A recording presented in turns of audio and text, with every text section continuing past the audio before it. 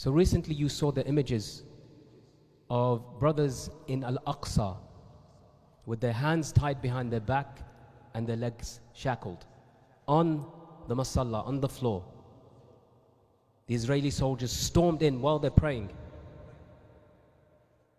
and tied them up. And a message came back because some of them were there during the time of Salah. So imagine they asked a fatwa. What's the ruling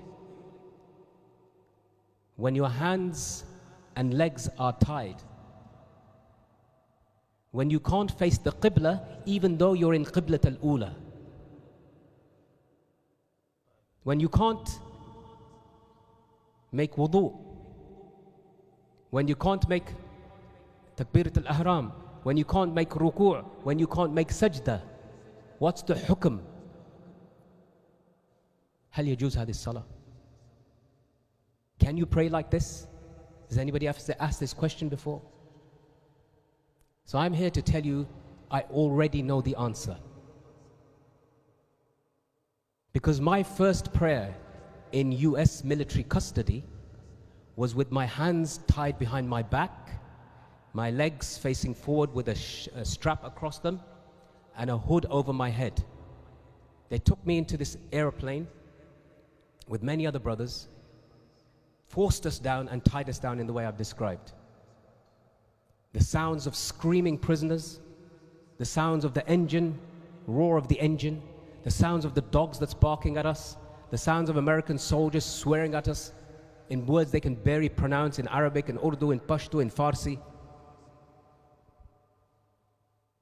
And then next to me, when I'm seated, there's a brother, he speaks to me.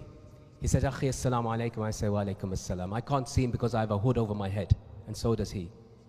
He says, Akhi, min aina anta? I say, ana min Pakistan. I asked him, where are you from? He said, ana min Libya.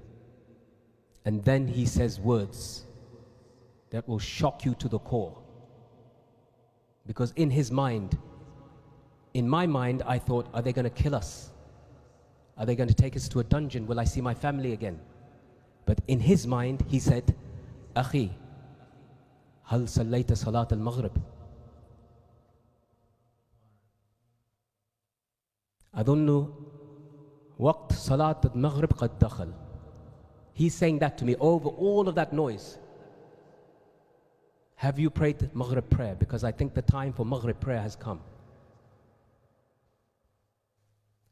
And I thought, subhanallah, at this time I forgot La dhuhr, wala asr, wala maghrib. I forgot everything. I just thought life or death. But this guy is thinking, Inna salata kanat al mu'minina kitaban mawquta. That's what he's thinking. So I say to him, Akhi, anta ali al-yasar fatasalli. You're on the left, lead the prayer. So how is the prayer? No qibla, no takbirat al-ihram, no ruku', no sajda, no wudu. None of the basic arkan of salah. None of them. And to top it, when I say to the brother, Fasalli, an American soldier comes and he puts a knife to my neck. He puts a knife on my neck like this. And he says, if you speak again, I'll slit your throat. At this point, the brother, he says, Allahu Akbar. And we began our first prayer in American military custody. The knife went away and we remained. And we continued to pray until he did Assalamu alaikum wa rahmatullah. So you see, when I say I know what the ruling is, can you pray without wudu? Can you pray without all of those basic arkan of salah that you know of, the ones that you just did here right now? My answer is yes.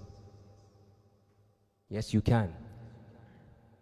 We are the ummah of whom Allah Azza wa Jal says, الَّذِينَ يَذْكُرُونَ اللَّهَ قِيَامًا وَقُعُودًا وَعَلَى جُنُوبِهِمْ.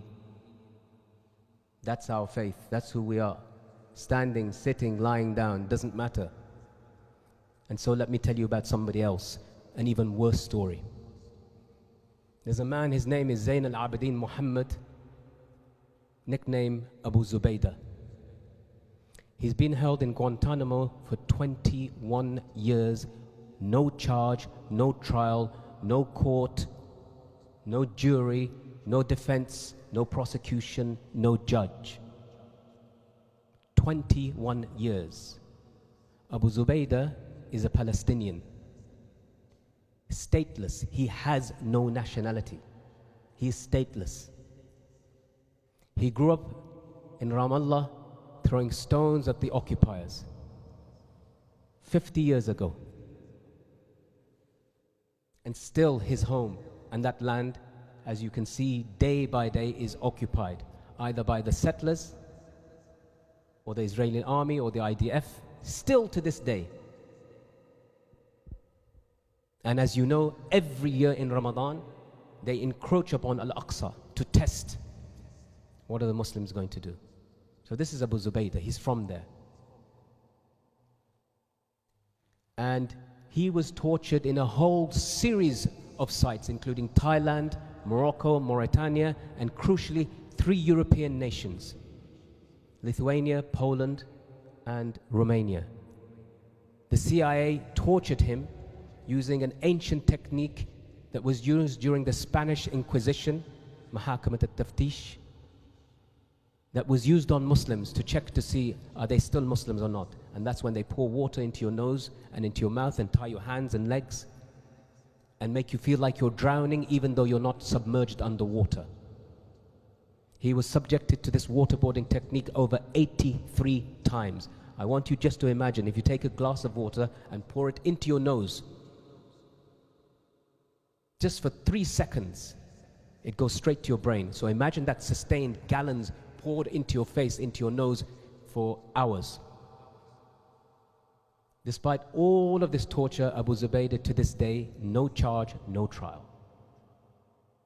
In fact, he's been awarded by the governments of Lithuania, Poland, and Romania compensation, almost $500,000 because of what the CIA did to him. But he's still in Guantanamo. So Abu Zubaydah Zain al-Abidin in 2020 did a series of self-portraits of torture. He drew pictures of himself and what happened to him. And there are many techniques that were used against him, but there's one in particular where he describes and draws how he is in a box, a coffin, taboot. And in this coffin, they've placed him, the CIA placed him naked, no clothes.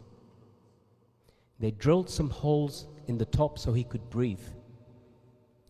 And every now and then they pour in some water so he can drink. And he's left in this coffin for days. Abu Zubaydah is a practicing Muslim, like you guys. So he also wants to pray. Everything else to the side, salah. He wants to pray. So he asked them, can I pray? I need to pray. They say, sure, you can pray. Pray where you are, in your coffin. But he says, I also need to wash. I need to go to the bathroom. They say, use the bathroom where you are, in your coffin. So now think, I want you to think now. Remember, we only value things when they've been taken away from us. You value your parents after they've gone. You value your age, your youth, after you've become an old man. You value your wealth after you've lost it. You value your health after you've lost it. And you value your freedom after it's gone and taken from you. So Abu Zubaydah, he needs to make ghusl. He needs to make wudu. He needs to wear clothes. He needs to face the qibla. He needs to stand up. He needs to raise his hands. He needs to make ruku'. He needs to make sajda. He needs to make taslim. And he can't do any of those things. Not a single one of those things. But Abu Zubaydah performs his salah. And can you imagine the salah of somebody in that situation? Do you think their salah is better or ours? Look at the beauty of our religion. Those brothers who got their hands tied behind their back on the floor with their legs shackled and guns pointing to them, they're praying in Al-Aqsa, but Al-Aqsa is not theirs. Al-Aqsa means the furthest mosque, and it is the furthest. And in the same way, Abu Zubaydah is in a place called Guantanamo, where the first condition to be a prisoner, the first condition is that you must say, Ashhadu an la ilaha illallah.